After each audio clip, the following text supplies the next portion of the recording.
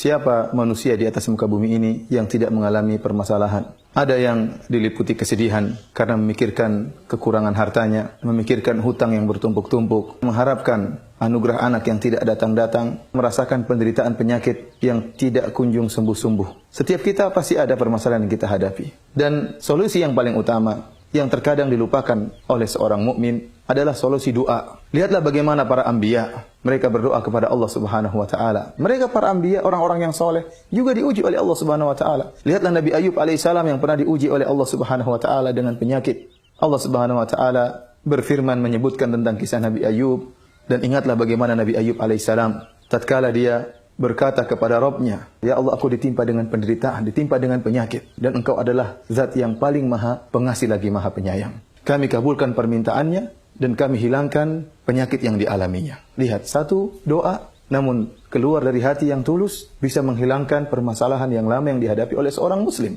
Demikian juga Allah sebutkan tentang Nabi Yunus alaihissalam. Beliau menyeru dalam kegelapan-kegelapan. Beliau berada dalam kegelapan perut ikan paus, berada dalam kegelapan malam, dan berada dalam kegelapan lautan. Maka Nabi Yunus kemudian mengatakan, "Ya Allah, tidak ada sembahan yang berhak disembah kecuali Engkau, ya Allah. Aku termasuk orang-orang berbuat zalim." Maka apa kata Allah Subhanahu wa taala? Kami pun mengabulkan doa Nabi Yunus alaihissalam, dan demikianlah kami selamatkan orang-orang yang beriman. Artinya apa?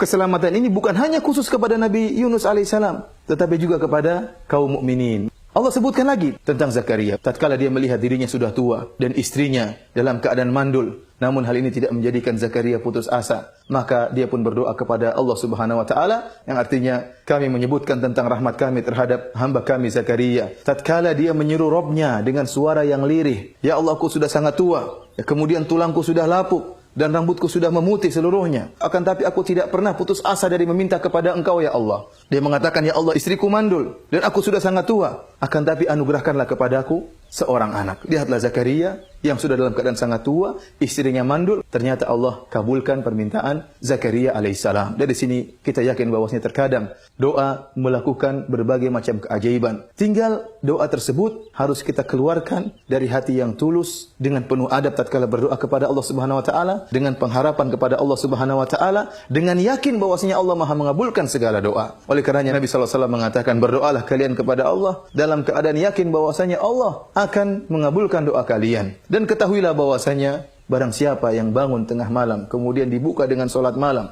kemudian berdoa kepada Allah Subhanahu wa taala dengan hati yang tulus, dengan penuh pengharapan, dengan husnudzon kepada Allah Subhanahu wa taala, maka sulit untuk tidak dikabulkan oleh Allah Subhanahu wa taala. Imam Syafi'i rahimahullah berkata, "Janganlah engkau mengejek doa dan jangan kau meremehkan doa. Kau tidak tahu apa yang bisa dilakukan doa. Doa itu ibarat panah-panah yang dilepaskan di tengah malam. Tidak akan meleset, pasti suatu saat akan mengena. Tetapi waktu untuk mengena itu butuh waktu. Oleh karenanya seorang tatkala berdoa di malam hari, yakinlah pasti suatu saat akan dikabulkan oleh Allah Subhanahu wa taala.